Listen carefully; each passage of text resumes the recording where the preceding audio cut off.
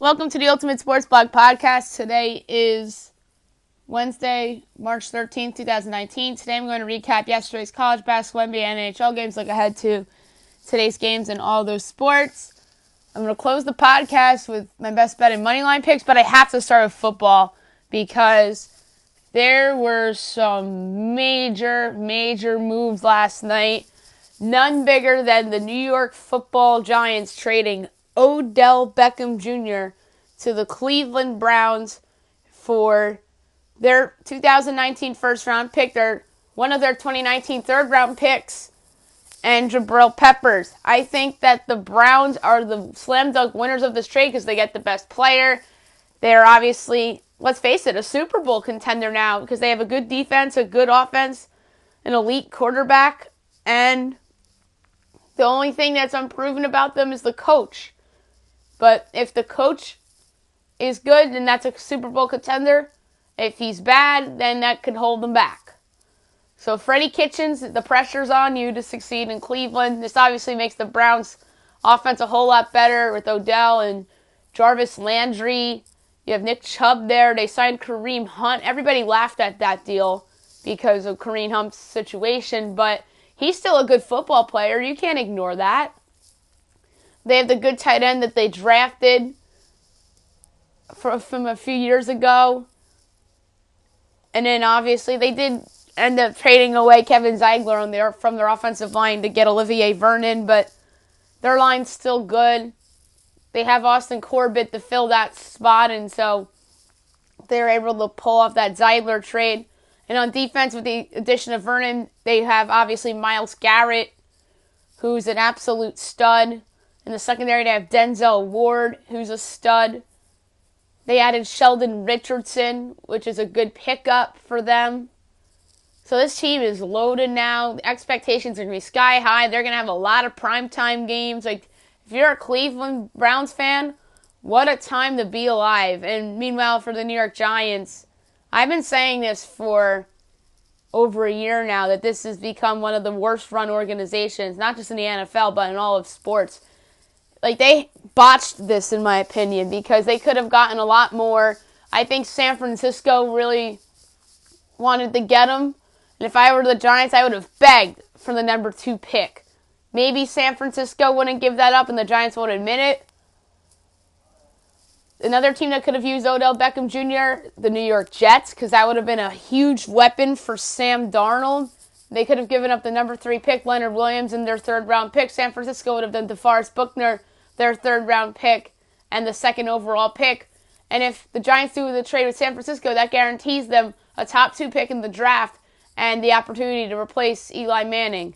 So, but here's the silver lining if you're a Giants fan in this trade, or if you're somebody that obviously rooting for them to draft a quarterback this year.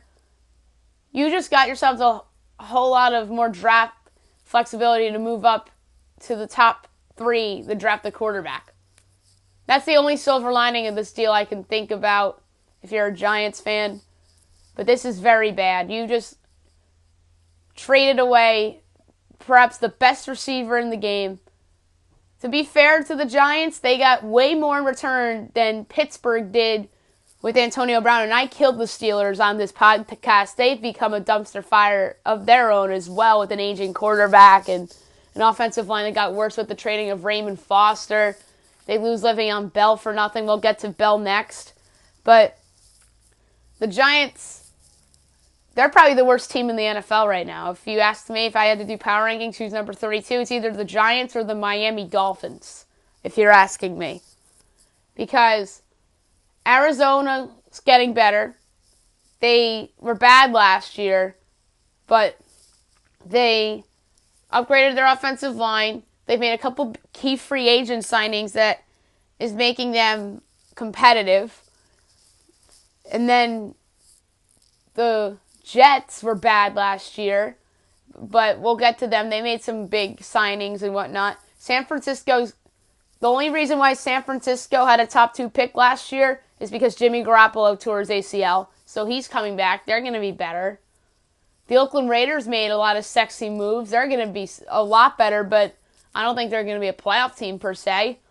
The Tampa Bay Buccaneers have a new coach. I'm down on the Bucs, but they still have some talent there. But the Giants right now, to me, are certainly the worst team in the NFC, perhaps in the NFL. The only team you can make a case is worse than the Giants right now, to me, is the Miami Dolphins, who are going to release Ryan Tannehill. Kenyon Drake is just average to me. He's good. I believe I had him in my trade value list, but I think he's somebody that could become a better player. And they have some young building blocks to build around, like Minkah Fitzpatrick in that secondary. Maybe they go out and draft a quarterback this year. We'll see. But to me, between the Giants and the Dolphins are the worst two teams with the trading of Odell Beckham Jr. And obviously, more on the Giants' end of this. Maybe this does mean the end of Eli Manning, potentially. If they cut Eli Manning, it's going to be, thank you for what you've done in the past, but you should have been gone 4 years ago. And the reason why you had such great stats before Tom Coughlin left was courtesy of one Odell Beckham Jr. Meanwhile, one New York team is garbage, the other team is on the rise. And the team on the rise, obviously, is the Jets, as they go out and sign Le'Veon Bell, 4 years. I believe it's $57.5 million with $33 million guaranteed. I think that's a steal. And my thing is that the only reason why he got signed for that cheap is because he didn't play last year, and that hurt him. And the Steelers offered him more money. Le'Veon either A, thought he was going to get more money than that, or B, he just didn't want to be on the Steelers anymore. And it's a bad look for the Steelers. I've been saying this when I'm talking about the Giants. The Steelers are quietly a dumpster fire now, too, with an aging quarterback, a worse offensive line, a defense that is non-existent after the injury to Ryan Shazier. And I feel sorry for the Steelers. And now the Browns are the team to beat in that division. And we want for the Jets, it's huge for them. Sam Darnold finally gets an above-average player, skill position-wise, to have. He's a security blanket. The Jets upgraded their offensive line with that trade they made with the Raiders the other day. They have more money to spend. They lost out on center Matt Paredes, but that's okay because they made the deal with Oakland.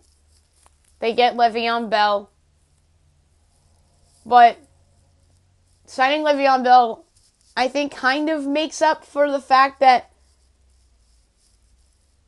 Anthony Barr backed out of that agreement with the Jets and decides to return to the Minnesota Vikings on a 5-year, $67 million deal. I predicted on this very podcast that Barr would go back to Minnesota because it always seems like that Minnesota likes to keep their core guys together. And Barr probably thought that the Vikings were closer to winning a championship than the Jets. And obviously the Vikings paid him more money. But the fact of the matter is, even with the addition of Le'Veon Bell, the Vikings are closer to a championship than the Jets. The Vikings just need to improve their offensive line. Then they become a playoff contender, Super Bowl contender in the NFC again, like they were 2 years ago. And then the Jets signed C.J. Mosley to that big 5-year, I believe it's $87 million contract. That's a great signing for them. That improves their defense tremendously. Tremaine Johnson needs to rebound after a disastrous first year in New York. They could also use another secondary guy to go with Johnson and Jamal Adams in there. They need wide receiving help, although they did sign Jamison Crowder. And they did bring in somebody else, but those guys are not the likes of Odell Beckham Jr. and Antonio Brown. They need somebody better than that, in my opinion. Maybe they could find that in the draft. This offseason's far from over. And then don't forget about the rookie tight end Chris Herndon, who showed a little bit of flash last year for the Jets. So, yeah, the Bell signing, very good for the Jets. Another team that made some big moves, the Baltimore Ravens signing Earl Thomas. And they also signed Mark Ingram. Ingram's deal's 3 years, $15 million, and Earl Thomas's deal's 4 years, $55 million. Both of those additions are very good. The Ravens finally get two solid players at running back and at safety. Thomas is probably a better player than Eric Weddle. Weddle was a little overpaid, and now I think Thomas is overpaid. Thomas kind of held out last year, and then he got hurt, and he pretty much wanted to stick it to Seattle, and then he goes to a team in the Ravens. Those are two solid moves, but they don't count up to what the Browns just did. I'm sorry. The Ravens, to me, are like a 500 team. Lamar Jackson, to me, is the key to this. If he develops into a franchise quarterback, then that's a team to be reckoned with in the AFC next year. But these are two solid moves for Baltimore, nonetheless. The Kansas City Chiefs traded Dee Ford to the San Francisco 49ers for a 2020 second-round pick. That is a monster win for San Francisco. They get an elite pass rusher, and then they signed Ford to an extension. So that's a big-time deal for San Francisco. Maybe they trade down from the number 2 pick, or do they keep the pick and take Joey Bosa? They have some options with that pick. Very intriguing options, too. And I think that trade makes them better. They really need help on that defense, so maybe the case for trading down is compelling. If they could, like I said, keep the pick and take Joey Bosa or Quinnen Williams or Josh Allen. So they have options, but this is a great deal for the 49ers. Meanwhile, Kansas City, second-round pick in 2020, I don't think is enough for them. And they just trade away probably their best defensive player. And they got rid of Justin Houston, who is in decline anyway. And now that defense that was bad last year is now even worse. Although they did sign Tyrann Mathieu, 3 years, $42 million, which was a good signing by them. That helps their secondary. But they need some pass rush help immediately, Kansas City, if they want to go to the Super Bowl. Now I'm just going to go over to college basketball. There's some interesting results last night in the conference tournament games. There's some upsets, obviously, which I'll get to. Miami over Wake Forest, 79-71 in the ACC first round.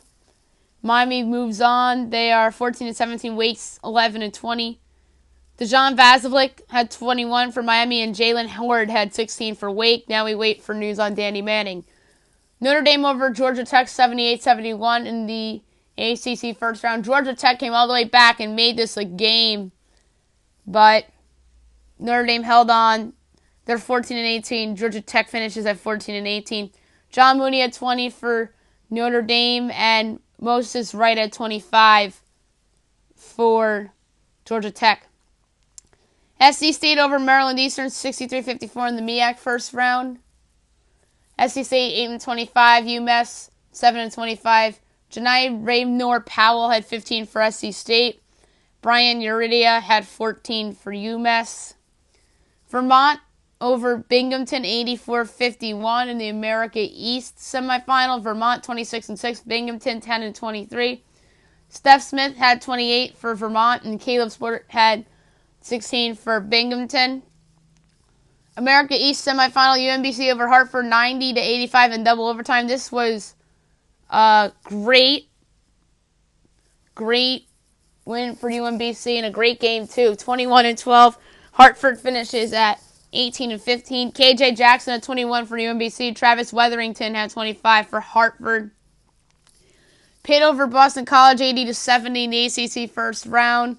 Pitt 14-18. BC finishes at 14-17. Trey McGowens had 26 for Pitt, and Nick Popovich had 21 for Boston College. Northeastern over Hofstra, 82-74, so there's an upset. Northeastern 23-10. Hofstra finishes at 27-7, so Hofstra to the NIT. Vasa Puskia had 21 for Northeastern, and Justin Wright Foreman had 29 for Hofstra. Fairleigh Dickinson over St. Francis, Pennsylvania, 85-76 in the Northeast Final. So Fairleigh Dickinson's going dancing. They're 20-13. St. Francis, Pennsylvania, 18-14 is what they finished. Darnell Edge had 21 for Fairleigh Dickinson, and Jamal King had 21 for St. Francis, Pennsylvania. Northern Kentucky over Wright State, 77-66 in the Little Caesars Horizon League Final. Northern Kentucky 26-8, Wright State 21-13. Jalen Tate had 17 for Northern Kentucky, and Billy Wampler had 16 for Wright. South Alabama over Arkansas State 75-67 in the Sun Belt first round. South Alabama 16-16, Arkansas State 13-19. Josh Ajayi had 22 for South Alabama, and Ty Cockfield had 21 for Arkansas State. UL Monroe over Appalachian State 89-80 in the Sun Belt first round. UL Monroe 17-14, Appalachian State 11-21. Travis Munnings had 21 for UL Monroe. Justin Forrest had 32 for App State. Coppin State over Morgan State 81-71 in the MEAC first round. Coppin State 8-24, Morgan State 9-21. DeJohn Clayton had 23 for Coppin. Sherwin Devonish Prince Jr. had 15 for Morgan. Oof, that's a long name. Prairie View over Alcorn State 86-66 in the SWAC first round. That's the quarterfinal. Prairie View 20-12. Alcorn finishes at 10-21. Devontae Patterson had 25 for Prairie View. Maurice Howard had 21 for Alcorn. Grambling over Arkansas Pine Bluff 59-52 in the SWAC quarterfinal. Grambling 17-15. Pine Bluff 13-19. Devontae Jackson had 12 for Grambling, and Sean Dose had 11 for Pine Bluff. Texas Southern over Southern 80-70 in the SWAC quarterfinal. Texas Southern 20-12, Southern 7-25. Devocio Butler had 16 for Texas Southern, and Richard Lee had 13 for Southern. St. Mary's over number 1 Gonzaga 60-47 in the West Coast Final. So there's your bid stealer. A surprise one indeed. St. Mary's 22-11. Gonzaga drafts to 30-3. Jordan Ford had 17 for St. Mary's, and Brandon Clark had 16 for Gonzaga. Alabama State over Jackson State 58-49 in the SWAC quarterfinal. Alabama State 12-18, Jackson State 13-19. Jacoby Ross had 14 for Alabama State, and Chris Howell had 10 for Jackson State. North Dakota State over Omaha 73-63 in the Summit League Final. So North Dakota State's dancing there 18-15, Omaha 21-11. Vinny Shaid had 22 for North Dakota State, and Mitchell Hahn had 16 for Omaha. Underway right now, Big Sky Tournament, Sacramento State, Northern Arizona. I had Sacramento State winning and covering of the 1.5 spread. Clemson and NC State is about to go to halftime right now. I picked NC State to win this game, and Clemson was favored by 1.5 as well. About to get underway, A-10 first round, UMass and George Washington. UMass is a 4.5-point favorite over George Washington. I'm going to take UMass to win, but George Washington to cover. 2 o'clock ESPN, Miami and Virginia Tech in the ACC second round. Virginia Tech's an 8-point favorite. Justin Robinson, but I think they'll win and cover. Mountain West first round, Colorado State, Boise State. Boise's favored by 3.5. I'm going to take Boise to win and cover. Idaho State, Southern Utah, Big Sky first round. Southern Utah is a 2.5-point favorite. They'll win and cover. 3 o'clock, Pac-12 Network, Pac-12 first round, Arizona, USC. Arizona's favored by 1.5. I think they'll win and cover. USC's been a mess of late. A-10 first round, Fordham, Richmond. Richmond's favored by 4.5. I'm going to take Richmond to win and cover. Wyoming, New Mexico. New Mexico's a 9-point favorite. They'll win and cover. That's the Mountain West first round at 4:30. Big Sky first round, Idaho, Montana State. Montana State's favored by 11.5. They'll win and cover. 5:30 Pac-12 Network, Pac-12 first round. Cal and Colorado. Colorado's favored by 10. They'll win and cover. 6 o'clock MEAC quarterfinals, SC State and Norfolk State. Norfolk's favored by 8.5. I think they'll win and cover. Southland first round, Houston Baptist and Lamar. Lamar's favored by 4.5. They'll win and cover. 6:30 Big Ten Network, Big Ten first round, Nebraska and Rutgers. Nebraska's a 1-point favorite. Nebraska's finished the season so poorly. I'm going to take Rutgers here for the upset. 7 o'clock Fox Sports 1 Big East first round, Butler Providence. Providence is a 1-point favorite. I'm going to take Butler, though, to win. as the dog. SEC first round, Georgia, Missouri. Missouri's a 3.5-point favorite. They'll win and cover. Big 12 first round, Oklahoma State, TCU. TCU's favored by 4. I'm going to take TCU to win and cover. San Jose State and Air Force. Mountain West first round. Air Force is an 11-point favorite. They'll win and cover. Conference USA first round. FAU, Louisiana Tech. La Tech's favored by 4.5. I'm going to take La Tech to win, but FAU to cover. ACC second round, Notre Dame and Louisville. Louisville's favored by 7.5. They'll win and cover. Patriot League final, Bucknell, Colgate. Colgate's favored by 3.5. Colgate was my pick to win the tournament, and I'm going to stand by it. They'll win and cover. 7:30, Middle Tennessee, UAB. CUSA first round, UAB's favored by 4.5. They'll win and cover. Coppin State and NCAT, MEAC quarterfinal. NCAT's favored by 5.5. That's a steal with NCAT. 8:30, Central Arkansas and Texas A&M, Corpus Christi. Southland first round. Corpus Christi's a 3.5-point favorite. I think they'll win and cover. 9 o'clock ESPNU, West Virginia and Oklahoma. Oklahoma's favored by 6.5. I'm taking the Sooners to win and cover. West Virginia's just had a dismal season. Oklahoma obviously needs these games for seeding purposes and to ensure themselves a bid. Vandy, Texas A&M. A&M's favored by 1.5. They'll win and cover. Syracuse against Pitt in the second round ACC tournament. Syracuse is a 7-point favorite. They'll win and cover that easily. Big Ten Network, first round, Northwestern and Illinois. Illinois is a 2-point favorite. I'm going to take the Illini here to win and cover. Northwestern's just been dismal down the stretch. Pac-12 Network at 9 o'clock, Stanford, UCLA. Pac-12 first round, Stanford's a 2-point favorite. I'm going to take Stanford to win and cover. Why not? DePaul and St. John's, 9:30 Fox Sports 1, Big East first round. St. John's is a 5-point favorite. Back at home, I think they'll rebound and finally get a win over DePaul as they are at least safe in the field.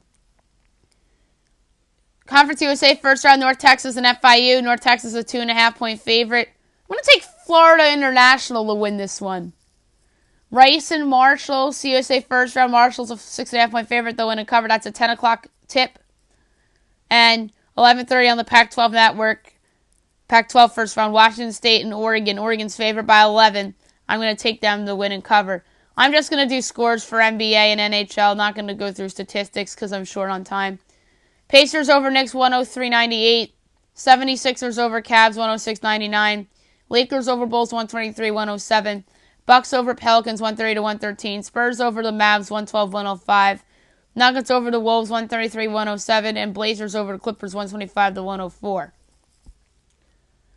Tonight, 7 o'clock ESPN, the Nets at the Thunder. OKC's a 7-point favorite.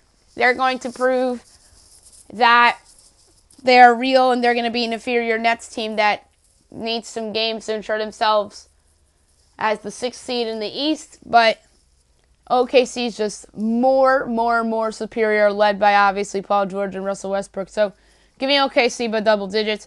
Magic Wizards, 7:30 Grizzlies, Hawks, Pistons, Heat, 9:30 ESPN, Warriors, Rockets.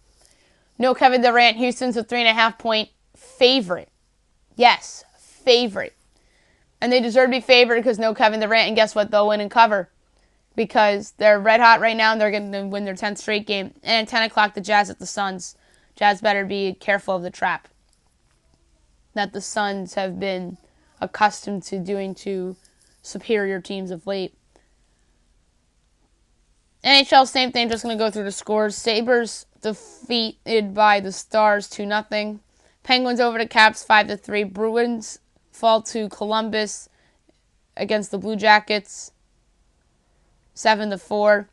Canadians over the Red Wings 3-1. Coyotes over the Blues 3-1. Sharks over the Jets 5-4. Flames over the Devils 9-4. Ducks over the Predators 3-2. 3 games on the slate tonight. 7 o'clock NBCSN. The Blackhawks at the Maple Leafs. I'm going to take the Maple Leafs here. They're the better team, led by Austin Matthews and John Tavares. 9:30 NBCSN, the Devils at the Oilers. The Oilers are going to cream New Jersey. And then 10 o'clock, you have the Rangers at the Canucks. Now I'm going to do my best bet of the day, brought to you by FanDuel. There are a lot of intriguing money lines. I'm definitely taking those 2 big hockey favorites in Toronto and Edmonton. The Devils are on the second of a back-to-back after getting their butts kicked by Calgary. Obviously, the Blackhawks are not going to make the playoffs, and Toronto is fighting for that number 2 seed with Boston. So that is obviously an ideal pick, per se. And then I'll go with the Thunder to add to it. I'm going to take Utah, even though I'm aware of the trap. Obviously, I'm going to take some college basketball favorites as well. We'll go with Virginia Tech, even though it's a little ballsy. They're a single-digit favorite. Montana State over Idaho. New Mexico over Wyoming. Colorado over Cal. I was going to go with Norfolk over South Carolina State, but I don't have the balls to do it. Louisville over Notre Dame. Air Force over San Jose State. And last but not least, Oregon over Washington State. 11 teams, 10-1 odds, wagering $1 with a payout of $11.28. Thanks for listening today. I'll be back tomorrow recapping all the college basketball games, NBA, NHL. We'll talk about spring training. And then we'll discuss more NFL free agency. Maybe I'll have a mock bracket for it too as well. Hope you guys have a great day, everybody.